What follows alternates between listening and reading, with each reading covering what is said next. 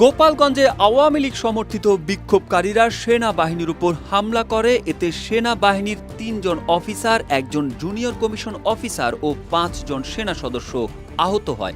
বিক্ষোভকারীরা সেনাবাহিনীর একটি গাড়িতে আগুন ধরিয়ে দেয় এবং এক সেনা সদস্যের অস্ত্র কেড়ে নিয়ে মিছিল করে। এ সময় বিক্ষোভকারীদের ছত্রভঙ্গ করে পরিস্থিতি নিয়ন্ত্রণে আনার জন্য সেনা টহল দল ৪ রাউন্ড অ্যামুনিশন ফায়ার করে।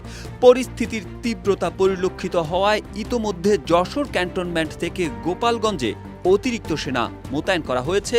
কঠোর অবস্থানে সেনাবাহিনী। কেউ না বুঝলেও আমরা আপনার প্রয়োজন বুঝি, আর তাই তো অত্যাধুনিক ফিচার সম্বলিত বিভিন্ন সাইজ আর কালারের ২৫০টিরও বেশি ডিজাইন অপশন নিয়ে ওয়ালটন স্মার্ট ফ্রিজ বোঝে আপনার প্রয়োজন।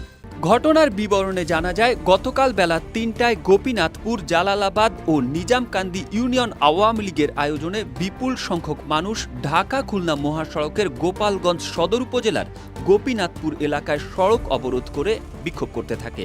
এতে রাস্তার দুই পাশে আটকা পড়ে শত শত যানবাহন। 4:30টার দিকে সেনাবাহিনীর একটি দল সেখানে উপস্থিত হয়। জড়ো হওয়া নেতাকর্মীদের সেনাবাহিনী রাস্তা থেকে সরে যাওয়ার কথা বললে ক্ষিপ্ত হয়ে ওঠেন তারা।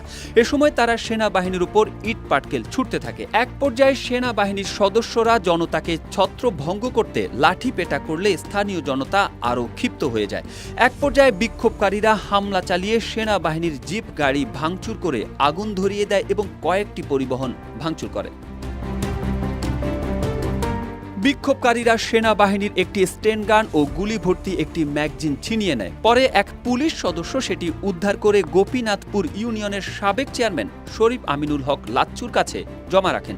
সেনাবাহিনীকে খবর দিলে সন্ধ্যা ৭টার দিকে সদর উপজেলার শরীফপাড়া পেট্রোল পাম্পের সামনে থেকে কর্নেল সাফায়েতের কাছে অস্ত্রটি হস্তান্তর করা হয়। সন্ধ্যা 6:45টায় আন্দোলনকারীরা অবরোধ তুলে নিলে সড়কটিতে যান চলাচল স্বাভাবিক হয়।